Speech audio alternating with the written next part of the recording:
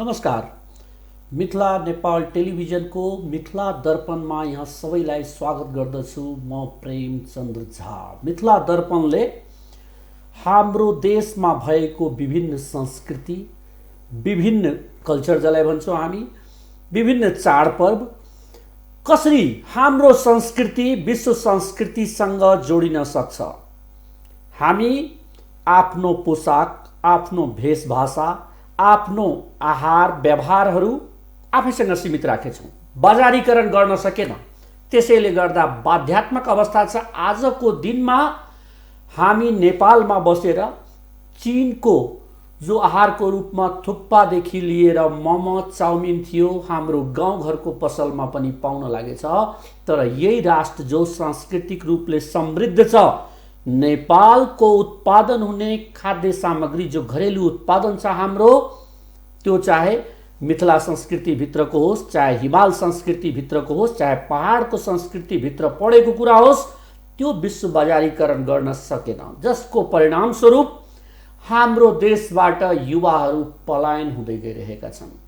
शिक्षित युवाहरू विकसित राष्ट्रमा गएर काम गरेर बस्न रुचाइरहेछन्, बसिरहेछन् भन्ने जो कामदार छ, ती कामदारहरू पनि हाम्रो देशबाट श्रमिकको रूपमा गल्फ राष्ट्रहरूमा गएर आफ्नो जीवनयापन गर्न बाध्य भएको छ।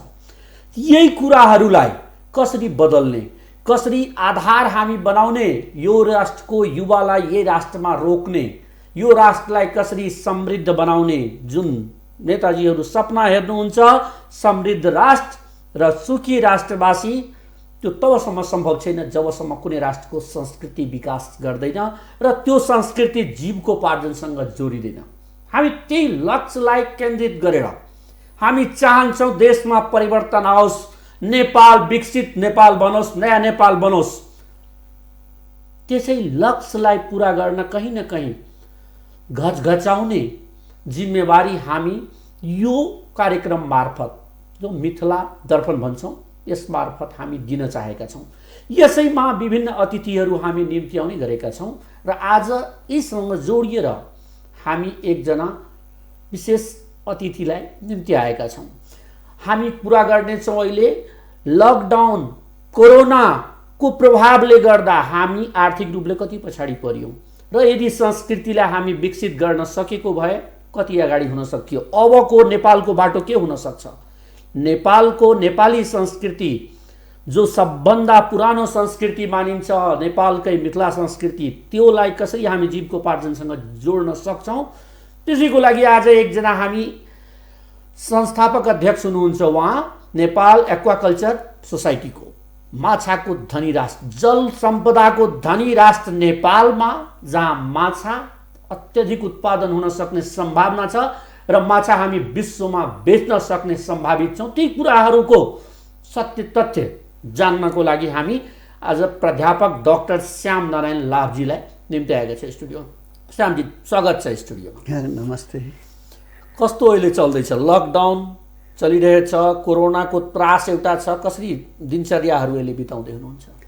म यो भर्खर 1 महिना भयो म युएसमा गए थिएँ र नेपाल फुलब्राइटको तर्फबाट मैले चाहिँ नेपाल एक्वाकल्चरमा माछाको इम्युन सिस्टमलाई कसरी बढाउने हो, त्यसमा चाहिँ मैले अनुसन्धान गर्न चाहिँ युनिभर्सिटी अफ आइडाहोमा एक्वाकल्चर रिसर्च इन्स्टिच्युटमा म गएर भर्खर फर्केर आउँदैछु र कोरोनाको इफेक्ट त त्यहाँ पनि भइसकेको थियो। तर हाम्रो रिपेट्रिएसन फ्लाइटको मार्फत यहाँ आएपछि यहाँ पनि चाहिँ अहिले चाहिँ दिन प्रतिदिन बढ्न त बढिरहेछ, तर हामी के हेरिरहेछौँ भने कि यसको निदान चाहिँ औषधिबाट होइन कि हाम्रो संस्कृतिबाट नै चाहिँ हामीले आफूलाई यसलाई चाहिँ जोगाउँदै गयो भने हामी निश्चित रूपमा यसबाट जित्न सक्छौँ। उतातिर विषयवस्तुमा हामी प्रवेश गरौँला। तपाईँ यो कोरोना काल आएपछि लकडाउन विश्वव्यापी हुन लाग्यो विभिन्न देशहरूमा, अमेरिकाको पनि अवस्था देख्नुभयो, त्योसँगको लडाइँ, कोरोना विरुद्धको लडाइँ, र नेपालमा पनि तपाईँ अनुभव गर्दै हुनुहुन्छ। 1 महिना भइहाल्यो। के फरक छ यहाँ दुवै देशहरूमा? कस्तो फरक पाउनुभयो योसँग सङ्घर्षमा? जिउने तरिका नै फरक छ। कुनै व्यक्ति जस्तो मलाई नै मैले पिसिआर टेस्ट गराउन गए थिएँ कि हवाईजहाजमा चढ्नुभन्दा पहिला तपाईँ पिसिआर टेस्ट गराएर चढ्नुहोस्, अनि त्यहाँनिर तपाईँले सजिलो होला भनेर मलाई निर्देशन दिएको थियो। त्यहाँनिर कस्तो रहेछ भने हस्पिटलमा हामी छिरेनौँ, हस्पिटलकै अगाडि टेन्ट लागेको थियो र त्यो टेन्टमा बाहिरै चाहिँ सबै चाहिँ डाक्टरहरू, उसका चाहिँ कामदारहरू, जुन सर्भिस गर्नेहरू, एउटा टेन्टमा चाहिँ स्वाब लिने, अर्को टेन्टमा टेस्ट गर्ने, पिसिआरदेखि सबै रिएजेन्ट केमिकलहरू सब बाहिरै, ताकि हस्पिटलसँग डे टु डेको जुन एक्टिभिटी छ त्यसमा चाहिँ कुनै असर नपरोस् भन्ने किसिमले प्राय सबै हस्पिटलमा चाहिँ मैले त्यसरी पाएँ। र डाक्टरहरू पनि हेल्दी तरिकाले रोगीसँग, मरिजसँग वा इन्फेक्टेड, नन इन्फेक्टेड र शङ्कास्पद व्यक्तिसँग चाहिँ जुन छ नि आफ्नो सौहार्दपूर्ण वातावरणमा चाहिँ उहाँले ट्रिटमेन्ट गर्नुहुन्थ्यो। त्यो मलाई यहाँ आएर कसो लाग्यो भने यहाँ त हामी हस्पिटललाई नै चाहिँ इन्फेक्टेड बनाइदियो। डाक्टर साहब, अलिकति मैले यसलाई यसरी जोडेँ, तपाईँ टियुको प्राध्यापक हुनुहुन्छ, त्यसमा पनि तपाईँ नेपालमा जन्मिनुभयो जो जलको धनी राष्ट्र हो। नेपालभित्र पनि तपाईँ मिथिला क्षेत्रमा जन्मिनुभएछ जो मिथिला र माछालाई कहिले पनि छोड्न सकिन्न। त्यहाँ अलिकति सम्बन्ध मैले जोड्न चाहेँ। मिथिला माछाको लागि सम्पन्न मानिन्छ, त्यसको परिचय विश्वव्यापी छ, तर पनि माछामाथि रिसर्च गर्न मिथिला कम परिहाल्यो र अमेरिका गएर तपाईँले रिसर्च गरेर आउनु पर्यो। सरकारले तपाईँलाई अमेरिका पठायो। यो के कारण हुँदो रहेछ कि पढ्नको लागि? विगतमा हामी कुरा गर्ने हो भने जनकको बेलामा शिक्षा लिन यज्ञवल्लभ जस्ता व्यक्तिहरू बाहिरबाट आउँछन् मिथिलामा। त्यही मिथिलाका व्यक्ति आज डाक्टर श्याम नारायण लाप अमेरिका गएर रिसर्च गर्नुपर्ने अवस्था आयो। के कारण भयो यस्तो, यो संस्कृति पछाडि पर्नुको? अब यसलाई चाहिँ यसरी बुझ्नु, विश्वकै सबभन्दा माछा उत्पादनको धनी देश चाइना हो 1 नम्बरमा, र विश्वकै दोस्रो धनी उत्पादनमा इन्डिया हो। हामी इन्डिया र चाइनाको बिचमा छौँ, एकदम सानो छौँ। हामी चाहिँ उत्पादनमा संसारमा कसैसँग जित्न सक्दैनौँ र नेपाल एक्वाकल्चर बिर्सिहाल्नु, माछाको उत्पादनमा हामी चाहिँ हाम्रो ठाउँ छैन, संसारमै ठाउँ छैन। त यसको मतलब हामीसँग हाम्रो देशको माछा त छ जुन संसारमा कहीँ छैन, जसलाई मिथिलाको माछा हामी भन्छौँ, इन्डेमिक फिस भन्छौँ। त हाम्रै देशको माछा विश्वलाई चिनाइसकेछन्, विश्वका वैज्ञानिकहरू यहाँ आइरहेछन्। त हामी केमा जित्न सक्छौँ? त टेक्नोलोजीमा। हामीलाई सबैलाई थाहा छ कि माछा खायो भने माछामा ओमेगा 3 फ्याटी एसिड हुन्छ, जसले स्वास्थ्यलाई, मुटुलाई चाहिँ एकदम तन्दुरुस्त बनाउँछ र यसको इम्युन सिस्टम बढाउँछ। आज यो कोरोनाले गर्दाखेरि जताततै हामी के भनिरहेछौँ भने इम्युन सिस्टम बढाउनलाई जे गर्नुपर्ने हो त्यो गर्नुहोस् भने अदुवा र लसुन खानुको सँगसँगै माछा पनि खानुभयो भने तपाईँको इम्युन सिस्टम पक्कै बढ्छ भने यसमा कुनै शङ्का छैन। तर हामी दुनियाँमा आफ्नो पहिचान बनाउनको लागि हामीले टेक्नोलोजीको धनी भएनौँ भने उत्पादनमा त हामी जित्न सक्दैनौँ। त्यसैले म जुन चिज सिकेर आएको छु त्यो हाम्रो लागि एउटा प्रतिष्ठाको कुरो हो, एउटा गौरवको कुरो हो। र मैले चाहिँ यस्ता यस्ता इम्युन जिनहरूको बारेमा एक्सट्र्याक्ट गरेर, लर्न गरेर पढेर आएको छु, जुन मैले आफ्नो विद्यार्थीलाई, साथीलाई। यो अलि यसलाई मैले यसरी जोड्न सकेँ, तपाईँ जुन संस्कृतिमा हुर्किनुभयो, जहाँ जन्मिनुभयो, त्यहाँको संस्कृतिमा माछाको अलि बृहत महत्त्व देखाइएको छ। त्यति बेला के वैज्ञानिकहरूले यो कुराहरू, विज्ञानका कुराहरू थाहा पाएर माछालाई अगाडि ल्याए थिए? हरेक चिजमा चिनोहरू माछाको राखिने चलन छ। मन्दिरको अगाडि माछा जानकी मन्दिरमै राखिएको कुराहरू हामी देख्न सक्छौँ। प्रत्यक्ष हाम्रो स्टुडियोमा हुन्छ, जानकी मन्दिर राख्छौँ, त्यहाँ पनि अगाडि हामी हेर्न सक्छौँ कि माछा देखाइन्छ। माछा के को लागि त्यति बेला देखाइएको जस्तो लाग्छ यहाँलाई? अब तपाईँलाई चाहिँ एउटा चिज म के भन्न चाहन्छु झाजी, मानव संस्कृतिको विकासमा हामी हिन्दू धर्मबाट यदि जाने हो भने जानकी मन्दिर हिन्दू धर्मको एउटा प्रतीक हो, मूल प्रतीक हो। र भगवान विष्णुको पहिलो अवतार, त्योभन्दा पहिला भगवान कस्तो हुनुहुन्थ्यो भने यो संसारमा कसैलाई थाहा थिएन। र भगवान पहिलोचोटि जब पृथ्वीमा आम जनताको अगाडि, मानसको अगाडि प्रकट हुनुभयो, त्यो माछाको अवतार थियो, जसलाई मत्स्य अवतार भनिन्छ। त्यसैले त्यहाँबाट विष्णुलाई चिन्नको लागि टिकमगढको महाराज जानकी मन्दिरलाई बनाउँदाखेरि मूल गेटमै विष्णु दर्शन गर्नको लागि मत्स्य दर्शनको रूपमा मूल गेटमै 2टा माछाको राखियो र जनकपुरमा पोखरीहरूको चाहिँ सङ्ग्रहालय जुन बनाउनु भयो त्यसको मूल उद्देश्य थियो कि माछामा कहिले यो ठाउँलाई कमी नहोस्। मिथिला र माछ भन्ने आज पनि र त्यतिखेर पनि तत्कालीन पनि थियो र आज हामी धनी किन छौँ भने गभर्मेन्ट अफ नेपालले धनुषालाई सुपर जोनको रूपमा एनाउन्स गरिदिएछ। 2 नम्बर स्टेटमा 2-2टा सुपर जोन छन् र हामीभन्दा माछा उत्पादनमा नेपालमा त कोही जित्न सक्दैन। तर हामी कहाँ छौँ? टेक्नोलोजीमा पछाडि छौँ। हामीलाई सिपमा हाम्रो मिथिलाको महत्त्व आज एक घर एक माछा वा एक घरमा माछाबाट उत्पादन हुने के सामग्री हुन्छन्, हाम्रा युथको झुकाव माछा पालनमा कसरी जान सक्छ, कसरी जीविकोपार्जन 2 पैसा कसरी कमाउने हो, त्यो चिजको ठुलो अभाव छ हाम्रो देशमा, हाम्रो गाउँमा अभाव छ। मलाई त सबभन्दा ठुलो अहिले चाहिँ शङ्का के भइरहेछ भने जुन कतार मलेसियाबाट युवाहरू जुन फर्केर आफ्नो गाउँमा आएछन् उनीहरूले फर्केर जाने चान्स सायद होला नहोला, तर गाउँमै बसेर हामी उहाँलाई उचित यदि बाटो देखाउन सकेनौँ भने त हामीलाई इकोनोमिक क्राइसिस हुन्छन् र यो माछा यसैसँग अलिकति मैले जोड्न चाहेँ। अहिले यो कोरोनाले गर्दा विभिन्न राष्ट्रबाट कामदारहरूलाई फर्काउने प्रक्रिया चलिरहेछ। नेपालको अर्थतन्त्रको 25% यो रेमिटेन्सले धानेको थियो।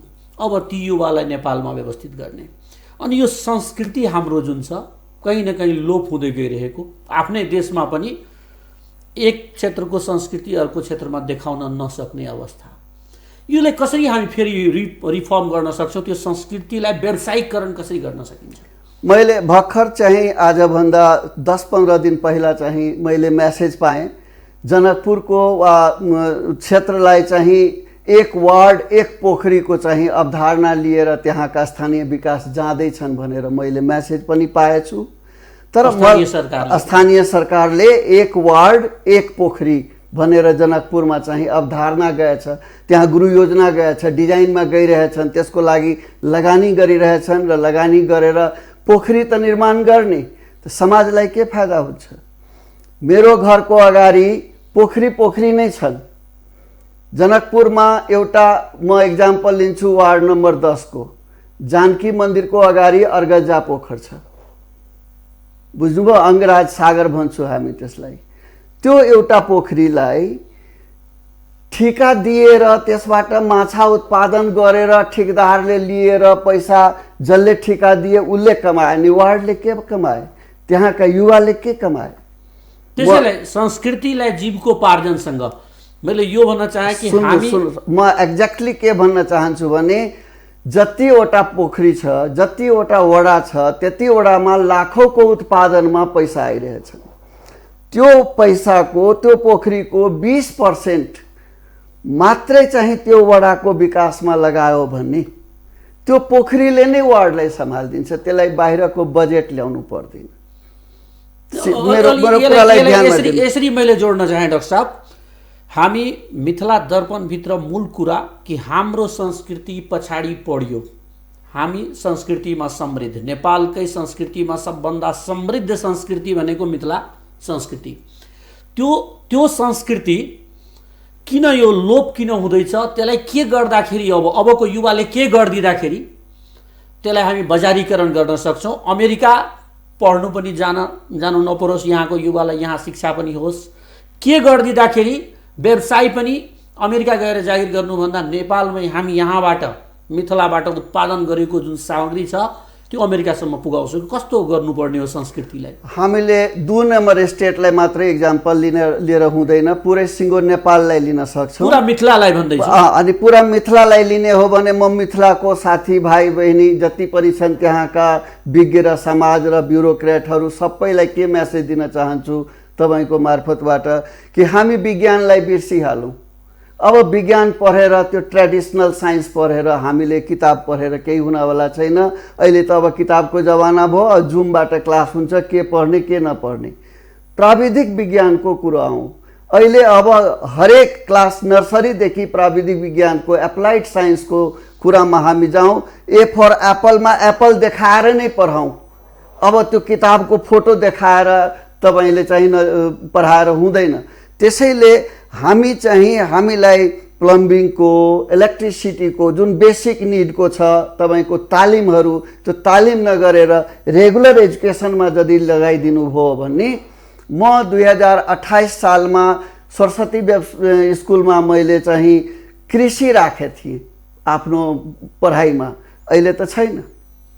त हाम्रो शिक्षामा कहीँ न कहीँ आमूल परिवर्तन ल्याउनु पर्छ र ओपन हुनुपर्छ। बाध्यता हुनु भएन कि त यही पढ्न त पास हुँदैन भनेर त्यो बाध्यता हुनु भएन।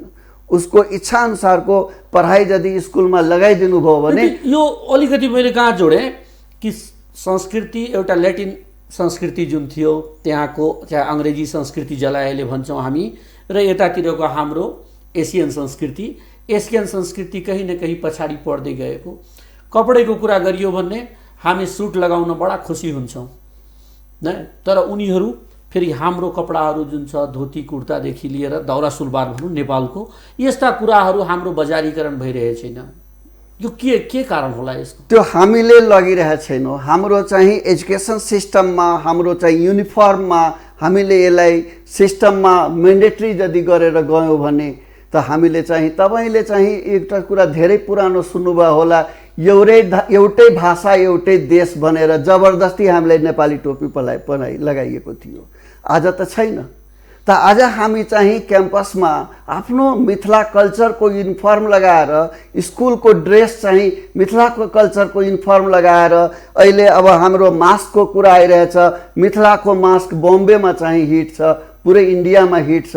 त्यो हामीले आफ्नो कल्चरलाई हामीले संस्कृतिसँग जोडेर यदि शिक्षामा लग्यो भने त मलाई लाग्छ कि यो ठुलो विकास, आमूल परिवर्तन हुन्छ। यसमा कुनै शङ्का छैन। युवाहरूलाई जुन शिक्षामा इन्भल्भ हुन्छन् त्यहाँनिर आफ्नो सांस्कृतिक शिक्षाको बढावा दिने कुरा यहाँले गर्नुभयो। अझै संस्कृतिबाट आर्थिक उपार्जन गर्ने कुरामा के गर्न सकिन्छ त्यस्तो जसले मिथिलामा बसोबास गर्ने मैथिल जो भन्नुहुन्छ उनीहरूको पनि जीवन स्तर अलि उक्सियोस् र अरू अङ्ग्रेजी शिक्षाप्रतिको जुन एउटा क्रेज छ त्यो पनि कम हुने प्रयास के गर्नु पर्ला जस्तो लाग्छ? र मेटेरियल, तपाईँको आफ्नो र मेटेरियल हुनु पर्यो। मिथिलामा जस्तो तपाईँले माछा पाल्नुहुन्छ, म आज नेपाल एक्वाकल्चर सोसाइटीको स्टेजमा छु, त्यसैले म माछालाई अलि बढी फोकस गर्छु मिथिलासँग।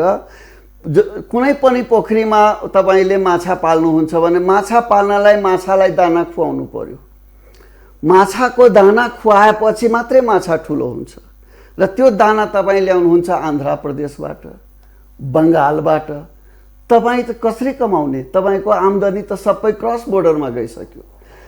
मैले आजभन्दा 3 वर्ष पहिला चाहिँ जनकपुरमा गएर त्यो मत्स्य पालन केन्द्रको अफिसमा गएर 3 दिने तालिम पनि नास्टको सहयोगमा गराउन टेक्निकल पाटोतिर हामी जाउँला। मैले सांस्कृतिक पाटोतिर अलिकति कुरा गर्न चाहेँ।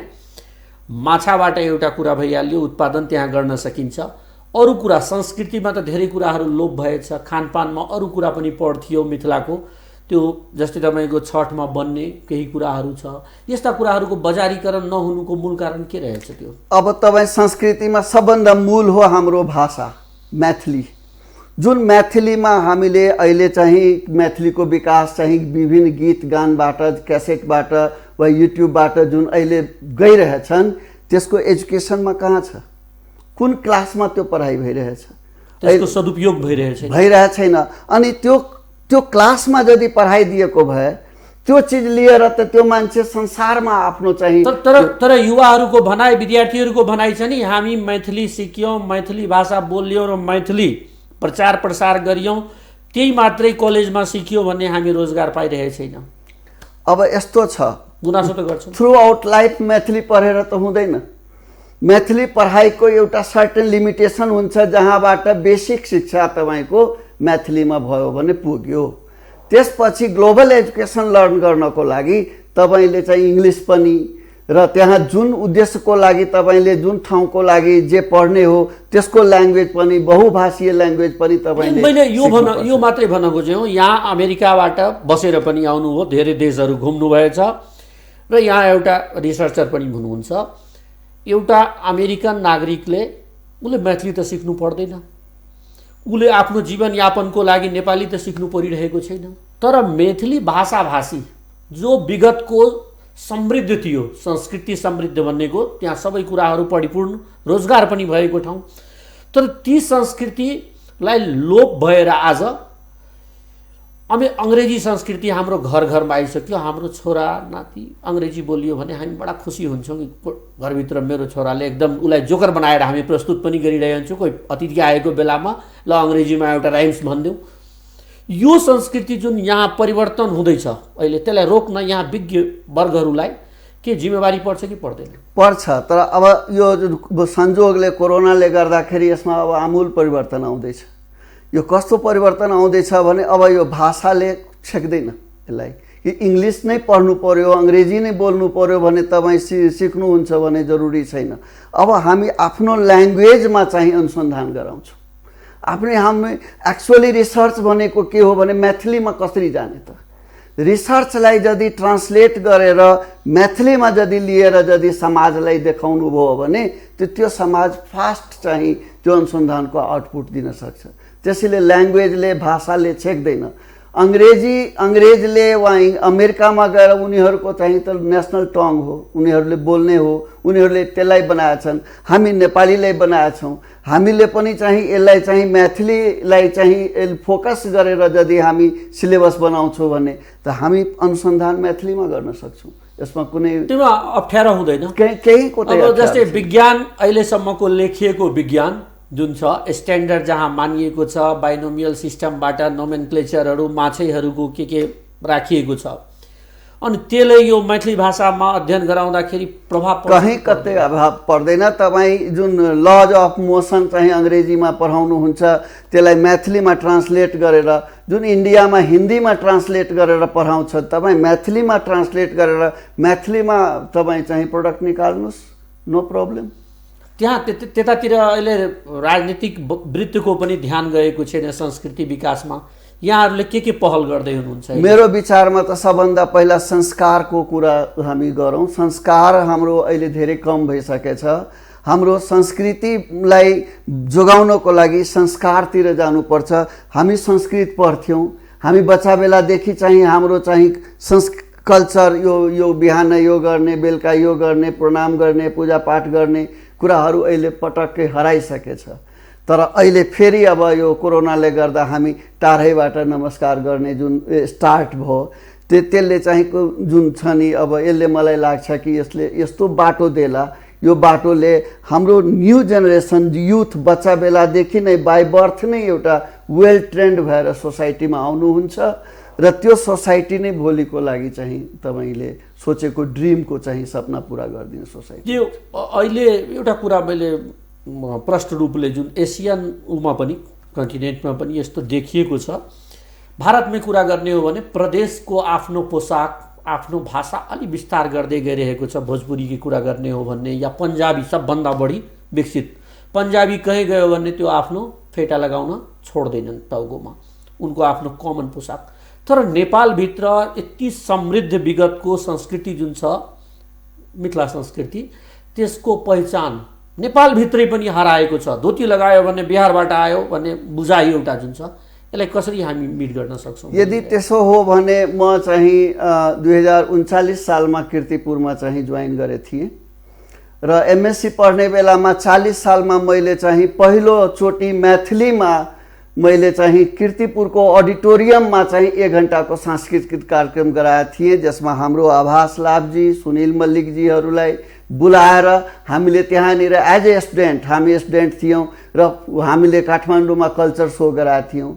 त्यसपछि चाहिँ हामी प्रज्ञा प्रतिष्ठानमा पनि मैथिलीको चाहिँ प्रोग्राम हामी गरायौँ र त्यतिखेर नै हामीले मैथिलीको नेपालमा पहिलोचोटि क्यासेट पनि निकाल्यौँ, अडियो क्यासेट निकाल्यौँ र त्यो क्यासेट आज पनि नजिरको रूपमा सबैले चाहिँ लिइरहेछन् भन्ने। त्यहाँदेखि संस्कृतिको विकास त हाम्रो धेरै विकास हुँदै गइरहेछ। विकासको सुरुवात गर्नु हो, तर अहिलेसम्म पनि यति ठुलो तपाईँले जानकी मन्दिरको भन्नुभयो ठुलो मन्दिर छ, तर विश्व सम्पदा सूचीमा तपाईँहरू सूचीकृत गराउन सक्नु भएन। कहाँनिर अड्कल, कोसेढुङ्गा कहाँनिर आयो त्यसमा? विश्व सम्पदा सूचीमा सूचीकृत गराउनको लागि रिक्वायरमेन्ट हुन्छ। त्यो मिनिमम रिक्वायरमेन्ट हामीलाई दिएको छ कि यो रिक्वायरमेन्ट तपाईँ पुरा गरिदिनुहोस्, हामी यसलाई विश्व सम्पदा सूचीमा राखिदिन्छौँ। हामी आन्तरिक रूपमा द्वन्द्व गरिरहेछौँ, हाम्रो बाहिरको कुनै ऊ छैन। हाम्रो आन्तरिक यदि सबै कुरा मिल्यो भने विश्व सम्पदा सूचीमा त्यसलाई राख्नलाई कहीँ कसैले अहिलेसम्म नहुनुमा मूल दोष कसको दिनुहुन्छ? अब मैले कुनै व्यक्ति, समाज र सिस्टम, गभर्मेन्टको दोष दिन्न। एउटा चाहिँ परिस्थितिको दोष हो। परिस्थितिले हामीलाई अनुकूल बनाएको छैन, किनभने जनकपुर अहिले हामी विकसित भएका छैनौँ, व्यवस्थित भएका छैनौँ। हामी बल्ल हामी अलि चाहिँ जुन छ नि बाटोहरू फराकिलो व्यवस्थित हुनलाई communication and transport most important part हो, जसमा हामी धेरै पछाडि छौँ। र कम्युनिकेसन एन्ड ट्रान्सपोर्टको सुरुवात अब बल्ल आइरहेछ। जानकी मन्दिरको अझ पनि इन्क्रोचमेन्ट भइरहेछन्। त्यो कसरी विश्व सम्पदामा जाने हो? भएको चाहिँ त्यो सबै ल्यान्डहरू, चारैतिरको ल्यान्डहरू जानकी मन्दिरकै त हो, उनीहरूलाई त भोग्नलाई दिएछन्। त त्यो भोग्ने ल्यान्डलाई आज जानकी मन्दिरलाई आवश्यकता पर्यो भने किन न आफ्नो इच्छाअनुसार फैलेर विकास गरेर संसारलाई चिनाउने हो भने त्यतातिर मलाई लाग्छ कि हामी कमजोर छौँ। सांस्कृतिक पक्षमा, संस्कृति विकासको पक्षमा जति चिन्तनशील हुनुपर्ने थियो त्यति मिथिलाका नागरिक नभएर, मिथिला संस्कृति मान्नेहरू नभएर आज यो गति भयो हो कि हाम्रो संस्कृतिबाट रोजगार पनि भइरहेको छैन। हाम्रो संस्कृतिले हामीलाई कुनै आर्थिक आय स्रोतको ठाउँ पनि दिए छैन। यहाँले जस्तै माछादेखि भन्नुभयो कि माछा मन्दिरमा मात्रै छ, त्यसको वैज्ञानिकीकरण हाम्रो संस्कृतिको हुन सकेन। अझै हाम्रो मिथिला संस्कृति अथवा तपाईको विभिन्न जुन नेपालमा जुन संस्कृतिहरू छ यो प्रमोट नहुनु अहिलेसम्म, यो सदीमा आएर पनि आफ्नो आफ्नो संस्कृति सबैले अगाडि बढाउँदै, यसमा विज्ञहरू दोषी बढी हुनुहुन्छ भनिन्छ। जो पढ्नुभयो, तपाईँहरू आउनुभयो, अगाडि बढ्नुभयो, ठाउँ पनि छोड्ने, ठाउँ छोड्नुको साथै संस्कृति पनि छोड्ने जुन चलन छ त्यो जिम्मेवार हो भनिन्छ। कतिको स्वीकार गर्नु? तपाईँले त्यसलाई लिने हो भने हेर्नुहोस्, मैले माछामा पिएचडी गरेँ दिल्ली विश्वविद्यालयबाट। मैले माछामा नास्टको फेलोसिपमा, इन्डियन साइन्स एकाडेमीको फेलोसिपमा म मुम्बईको इन्डियाकै सबभन्दा ठुलो सेन्ट्रल इन्स्टिच्युट अफ फिसरिज एजुकेसनबाट मैले उच्च अध्ययन गरेँ, पोस्ट डक गरेँ। र आज अमेरिकाबाट पनि मैले फुल ब्राइट स्कलर, जुन कि संसारकै हाइली प्रेस्टिजियस हो, त्यहाँबाट मैले ज्ञान लिएर आएको भएको क्रममा मैले पटक पटक त्यहाँका जुन गभर्मेन्ट छन्, लोकल स्थानीय साथीहरू छन्, इभेन मैले मेयर लालकिशोरजीलाई पनि मैले 3 वर्ष पहिला मैले भने थिएँ। र मैले आफ्नो एप्लिकेसन चाहिँ त्यहाँका हाम्रो के भन्छन् भने मुख्यमन्त्रीज्यूहरूलाई चाहिँ र अरू मिल्ने मैले चिनेका साथीहरूलाई मैले निवेदन दिएको। के निवेदन दिए थिए भने जनकपुर अब हामी चाहिँ सक्षम भइसकेछौँ। जनकपुरको युवाहरूलाई, जनकपुरको महिलाहरूलाई, जनकपुरको समाजलाई आर्थिक रूपले सक्षम बनाउनको लागि 2टा चिजको आवश्यकता छ जनकपुरमा। पहिलो चिज एउटा आईआईटी को स्थापना हुनु पर्यो। आईआईटी जनकपुर, यो सिगरेट फ्याक्ट्रीमा हामीले चाहिँ यो मन्त्रालय खोलेर अगोटेर हुँदैन कि त्यहाँनिर आईआईटी जनकपुरको स्थापना भइदिएको भए वा अरू नै ठाउँमा आईआईटी को जनकपुर, त टेक्नोलोजीमा हामी सक्षम भइहाल्छौँ। र दोस्रो चाहिँ पानीमा हामी धनी छौँ।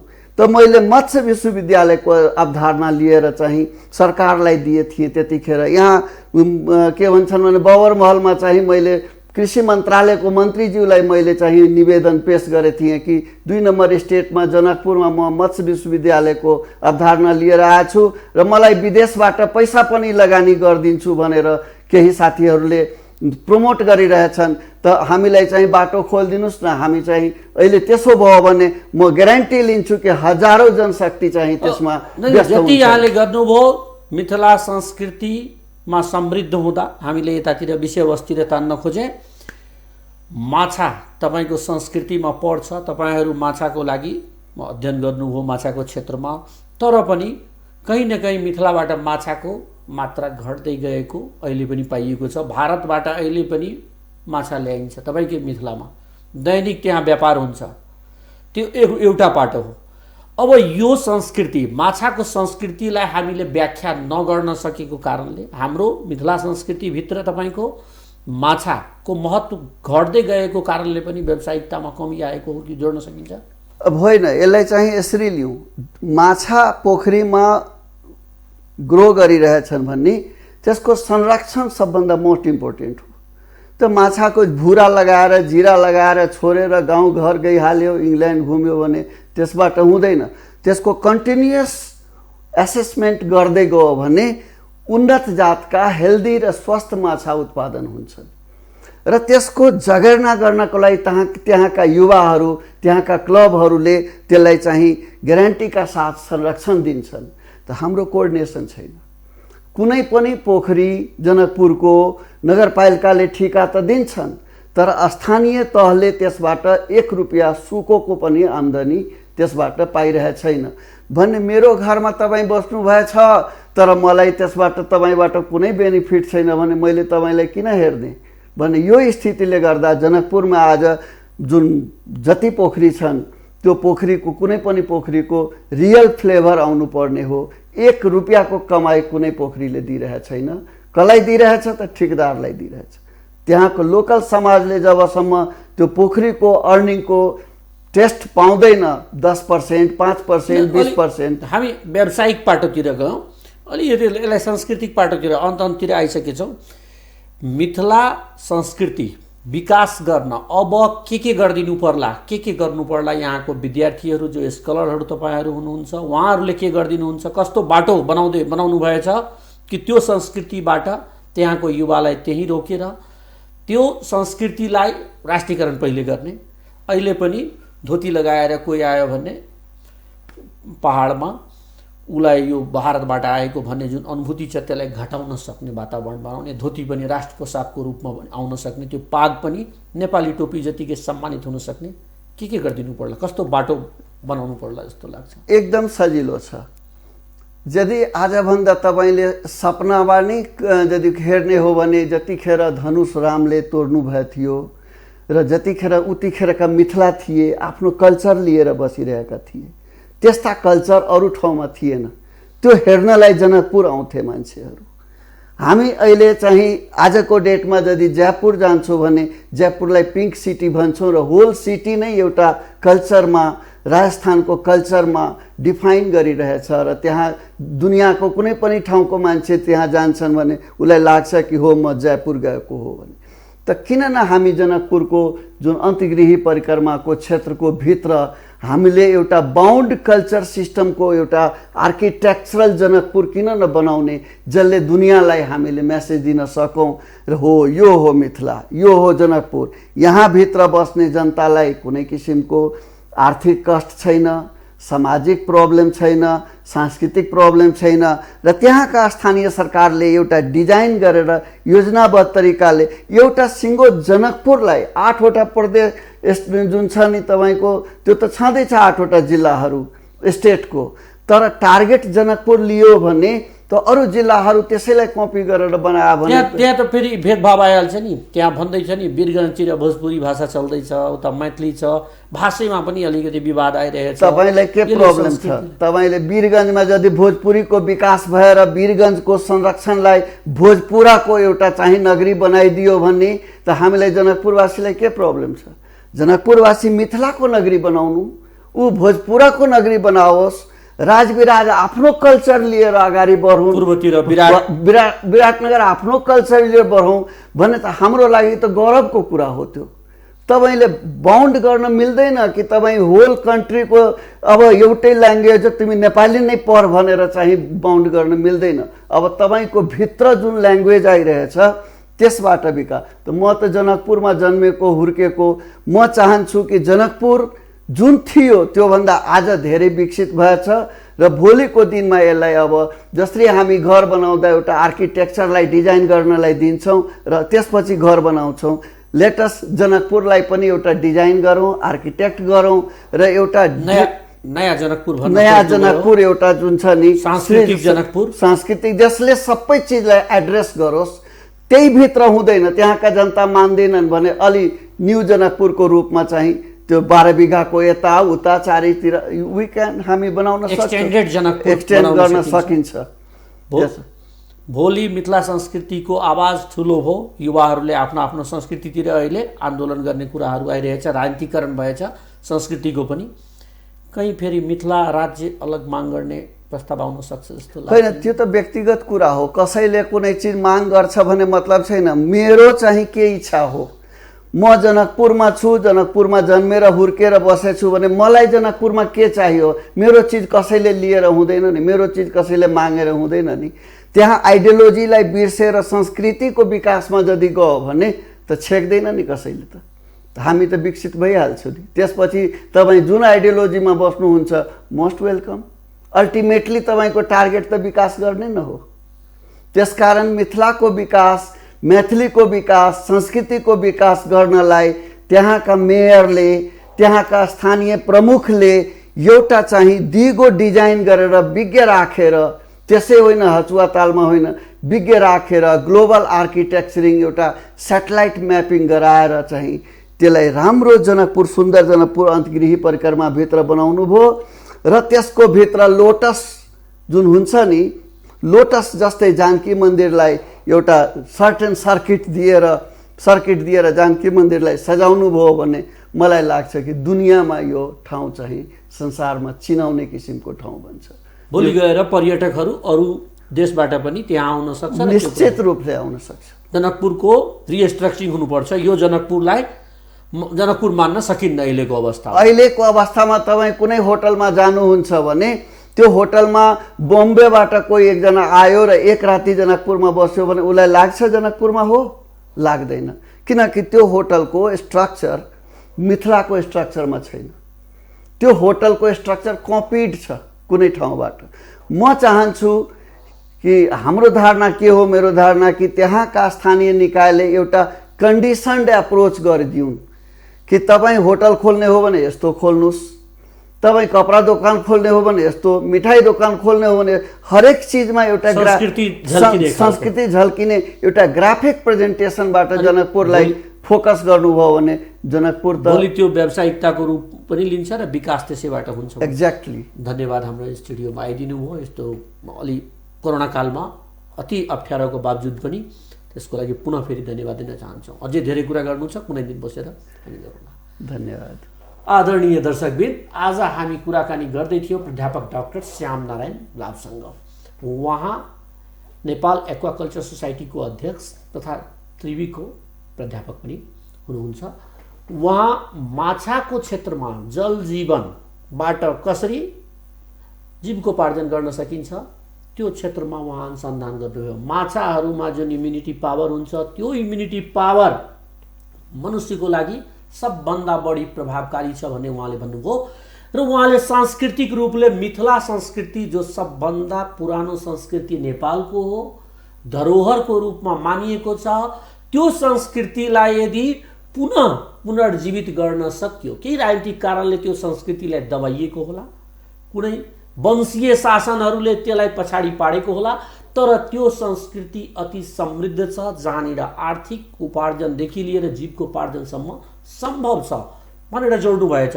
उहाँले प्रश्न भन्नुभयो, मिथिला संस्कृतिलाई झल्काउने खालको सहरहरूको निर्माण हुनुपर्छ। अबको आधुनिक नेपाल बनाउन यो विश्वमा जहाँ ग्लोबलाइज भइरहेछ, उहाँले प्रश्न रूपले भन्नुभयो, हामी यदि एउटा पार्टिकुलर सहरमा जान्छौँ, जयपुर जान्छौँ भने जयपुरमा त्यहाँ जयपुरको टेस्ट आउँछ, त्यस्तै जनकपुर जाँदा जनकपुरको टेस्ट आउनुपर्छ, जनकपुरको आफ्नोपन झल्किनुपर्छ, न कि अमेरिकामा भएको होटल र रसियामा भएको होटल, चीनमा भएको होटलको कपी गरेर त्यहाँ बनाइएका होटल, त्यहाँ बनाएका खाद्य सामग्रीहरू, चीनमा उत्पादन हुने खाद्य सामग्री यदि यहाँ पनि हामी त्यहाँको संस्कृतिको वस्तु मात्रै पस्टे भने चीन गएको अनुभूति हुन्छ। त्यसैले जुन संस्कृतिको प्रचार प्रसार गर्नु छ त्यो संस्कृति भएका कुराहरू विस्तार गर्नुपर्छ, विकास गर्नुपर्छ, अनि मात्रै संस्कृति जीवित रहन्छ र त्यो संस्कृति जीविकोपार्जनको पनि आधार बन्न सक्छ भनेर भन्नुभएछ।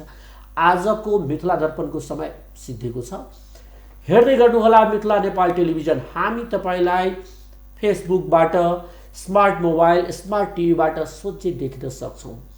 हाम्रो कार्यक्रमहरू कस्तो लाग्यो त्यो कुरा तपाईँ कमेन्ट गर्न सक्नुहुन्छ। आजको लागि म प्रेमचन्द्र झालाई मिथिला दर्पणबाट बिदा दिनुहोस्। फेरि अर्को दिन बस्ती दुनिया बाचा गर्दै बिदा हुन्छ। नमस्कार।